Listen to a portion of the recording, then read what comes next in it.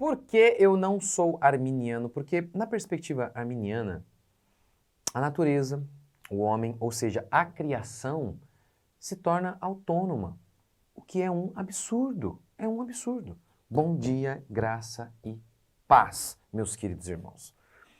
Eu vou ler com vocês hoje Lucas 13, e aí a gente vai falar um pouquinho sobre isso.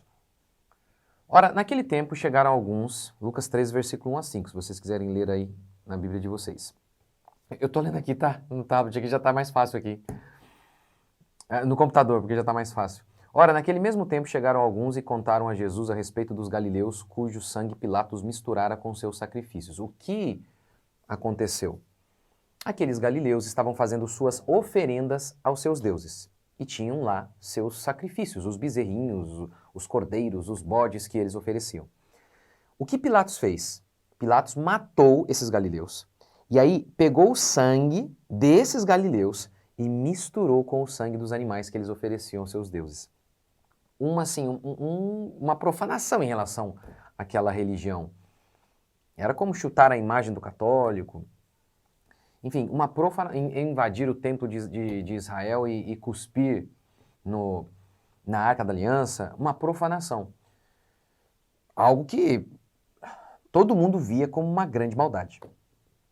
E Jesus respondendo disse-lhes, pensais vós que esses galileus foram mais pecadores do que todos os outros? Gente, vocês estão me ouvindo, né? Então sim. Pensais vós que esses galileus foram mais pecadores do que todos os outros galileus por terem eles padecido tais coisas? Digo-vos, não. Antes, se não vos arrependerdes, todos de igual modo perecereis. Ou cuidais que aqueles 18, sobre os quais caiu a torre de Siloé e os matou, foram mais culpados do que todos os outros que habitavam em Jerusalém? Digo-vos, não. Antes, se não vos arrependerdes, todos de igual modo perecereis. Pois bem, nós temos duas situações aqui de tragédia, de desgraça. A primeira tem a ver com a maldade humana, a maldade de Pilatos. Ao ser tão cruel com aqueles homens. Não apenas cruel, ele é cruel, vai. Ele os humilhou profundamente. E segundo, temos um acidente. Uma torre que caiu e matou 18 homens. Como os discípulos interpretavam esses dois eventos? Eles achavam que esses eventos eram o juízo de Deus porque aqueles homens eram mais pecadores do que os demais. Jesus então corrige o entendimento deles, dizendo o seguinte, eles não eram mais pecadores do que os outros.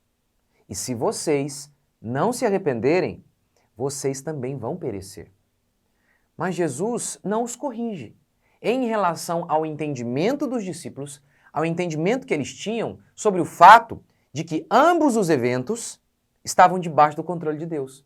E que aqueles eventos foram o juízo de Deus, tanto Pilatos quanto a torre, foram o juízo de Deus sobre aqueles homens. Olha que coisa, ou seja, para os discípulos, e Jesus confirma o entendimento deles, aquilo estava debaixo do controle de Deus. Para quê? Para Deus efetuar julgamento sobre aqueles homens. Agora, pensemos então, aqui na questão da torre que desabou. Por que a torre desabou? Lembra? Fiz essa pergunta ontem e anteontem. Por que um avião cai? Você pergunta para um arminiano, para um cristão médio, ele vai dizer, não sei, Deus não teve nada a ver com isso. Então, por que uma torre caiu? Não sei, Deus não tem nada a ver com isso.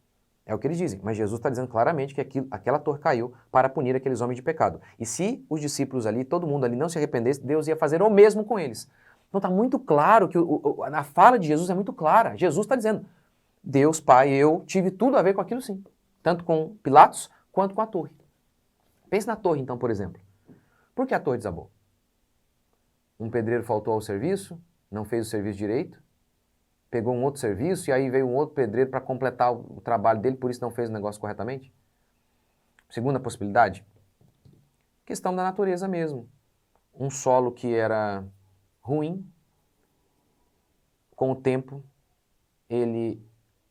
o solo ruim fez com que a torre desabasse. Uma infiltração, uma água ali que estava em algum lugar infiltrando, e eles não sabiam, isso apodreceu a estrutura, e pum, ruiu. Veja bem, se você falar como arminiano, fala, não, Deus não tem nada a ver com isso aí. Então quem tem? Nesse caso, o acaso. Ele está dizendo que é puro acaso. Nenhum pardal morre sem o consentimento divino. Mas esses 18 aqui, diz, na perspectiva arminiana, eles morreram e Deus não consentiu. Foi puro azar. Você percebe o tamanho do absurdo que é ser arminiano? Você vai ter que crer no acaso. Por que o avião caiu então, se não foi Deus que foi soberano sobre aquilo, controlando o evento? Não sei. Então foi o acaso. Quem foi? É um absurdo. É um absurdo. A ideia de uma natureza autônoma é um absurdo. A Nancy Pearcey, no seu livro Alma da Ciência, ela diz o seguinte: depois da criação original, tudo que seguiu foi puramente natural e inteiramente mecânico. Ela está citando aqui a crença mecanicista. Qual que é a crença mecanicista? Distorcendo Newton, esses homens que se tornaram ateus posteriormente, eles disseram, olha, é o seguinte, a natureza ela tem leis fixas e Deus criou essas leis, obviamente, mas elas existem agora, ela é autônoma. A natureza existe sem a intervenção divina. Então, por isso que, por exemplo, por que aquele cara morreu? É que ele estava passando bem no dia em que a maré, ela avançou, ele não percebeu e ele foi afogado. E Deus não tem nada a ver com isso, porque Deus criou a natureza com as suas leis e agora elas funcionam de maneira autônoma. Logo, esse rapaz deu azar. É só isso. Não tem outra. Na perspectiva arminiana, é isso. Quando eles falam, não sei, Deus não tem nada a ver com isso, é isso que eles estão dizendo. Que a natureza, ela é autônoma, e agora é uma espécie de panteísmo aí, e esse cara morreu por puro azar. Apesar de Provérbios declarar que a sorte é lançada no regaço, mas de Deus procedem todos os desígnios, não, o que significa dizer que não existe azar? Porque até o fio de cabelo Deus controla? Fio de cabelo que cai da nossa cabeça Deus controla? O arminiano está dizendo que não. O que ele está dizendo é, não, isso aí não tem nada a ver com Deus. O pardal que é o pardal. A quantidade de pardalzinho que tem. Até eles estão contados. Nenhum deles morre por azar. Como, por exemplo, um bateu no vidro do meu irmão e morreu. Puro azar. Até esse, que para nós não tem nome, mas para Deus tem, até esse não morreu por azar. Mas os 18 da Torre de Siloé morreram. É um absurdo. É um absurdo. Não é isso que a Escritura declara. De forma alguma. Mais uma vez, como disse Bavinck, a resposta final para a pergunta por que as coisas existem e são como são é porque Deus quis. Porque Deus tem um plano por trás. Nesse caso aqui, a gente está sabendo qual é a vontade divina. É óbvio que Pilatos foi maldoso. Pilatos estava quebrando o mandamento divino ali. Quer dizer, mais ou menos, né? Isso é tema para outro dia, vai. Mas o homem, quando faz algo errado, ele comete assassinato. É óbvio que isso está ferindo a vontade moral de Deus. Mas por trás existe a vontade de decreto. Igual José, mais uma vez. É certo? É a vontade de Deus que os irmãos de José traiam seu irmão? De forma alguma. Mas por trás, José diz, foi o Senhor quem me trouxe aqui. Ele queria, então, isso. O que ele queria? Ele queria usar aquele evento, a maldade daqueles homens, para conduzir José até o Egito. Então, é nesse sentido que a gente quer dizer que tudo acontece porque Deus quis. Nesse caso, por exemplo, aqui, da Torre de Siloé e da maldade de Pilatos executada contra os galileus, a gente sabe que qual é o querer de Deus envolvido aqui? Para juízo.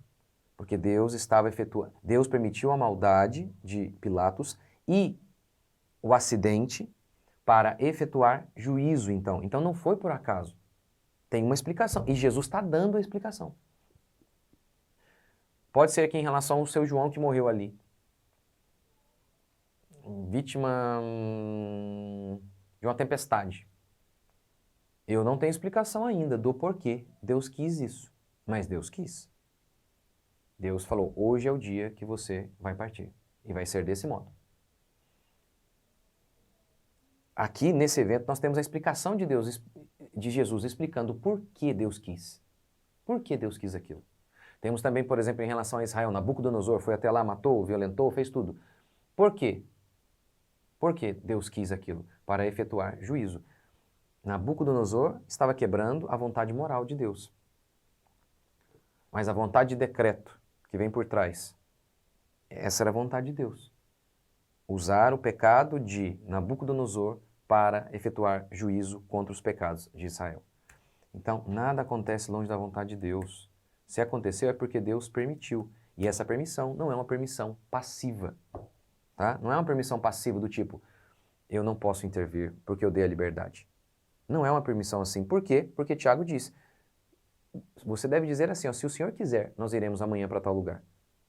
Então, o que está mostrando é que o texto não diz assim, ó, eu vou sim porque Deus não pode interferir na minha vontade. Eu sou completamente livre. O texto não diz isso. Eu vou amanhã para tal lugar se o Senhor quiser. Então não existe essa ideia de uma permissão divina que é passiva, do tipo, Deus não pode fazer nada porque ele deu a liberdade. Tiago joga isso na lata do lixo. Deus faz o que ele quer. Nós não fazemos o que nós queremos. Se intentarmos o mal contra alguém e Deus olhou e falou, eu vou permitir por quê? Porque eu quero punir o pecado daquele homem. Isso vai acontecer. Se Deus não permitir, você não vai fazer o mal contra ninguém. Então é uma permissão ativa, não de um Deus que deu corda no relógio, partiu e foi embora. É uma permissão ativa. Por isso que, lembra o primeiro texto que a gente leu? Falando sobre o estupro coletivo executado por Absalão, Deus diz o quê? Eu o farei. Não é uma ideia de um Deus passivo, não é uma permissão passiva. É eu o farei. Eu o farei. Então é isso. E mais uma vez, essa perspectiva, deixa eu colocar aqui, essa perspectiva nos leva a entender que Deus controla todas as coisas. Todas as coisas. Todas as coisas são sustentadas por Deus. A natureza, incluindo o homem. E aqui é interessante isso, porque eu citei isso até na minha pregação. O Isaac Newton, ele sempre é associado ao materialismo, porque o Newton via o mundo como um relógio, como uma máquina. Mas ele via o mundo como um relógio justamente por entender que o mundo era tão complexo e com leis tão precisas que isso implicava ter um relojoeiro, ter um mecânico por trás da máquina, ter um engenheiro por trás da máquina. Essa era a perspectiva dele. Então, ele via o universo como uma máquina, por quê? Porque tinha um engenheiro para produzir essa máquina. Essa era a perspectiva dele. Mas o que os iluministas fizeram? Tiraram Deus, que era a base para essa máquina, e criaram a ideia de uma máquina autônoma, que existe com base na lei do causa e efeito, sozinha e ninguém intervém, de modo algum, e ninguém a sustenta.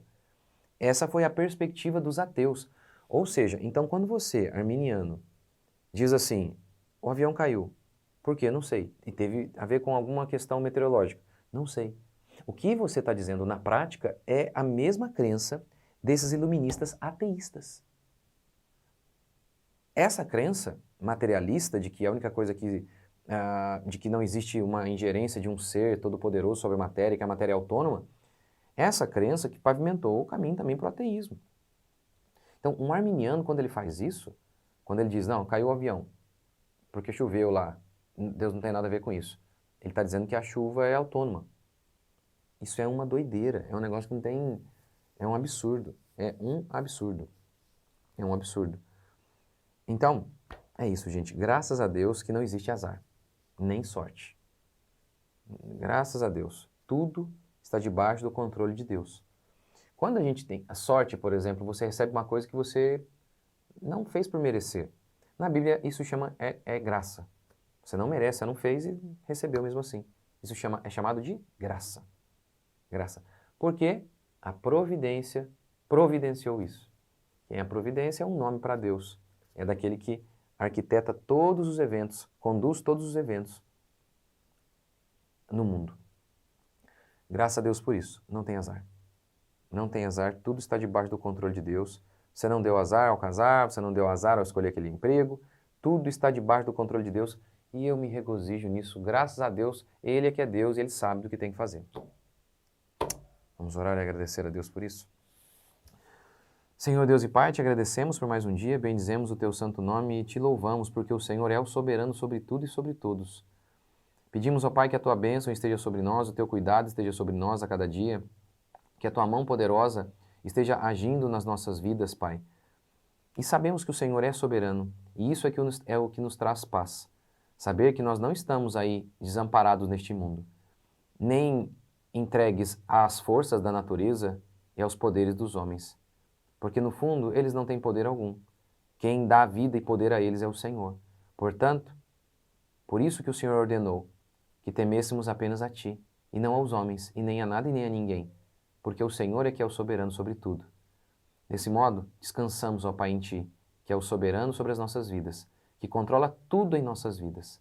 Te adoramos, Te bendizemos, clamamos pelo Teu santo nome, que o Senhor nos abençoe a cada dia mais e nos livre do mal, porque o Senhor pode fazer isso, sendo o Senhor soberano sobre tudo e sobre todos. Em nome de Jesus. Amém. Amém, gente.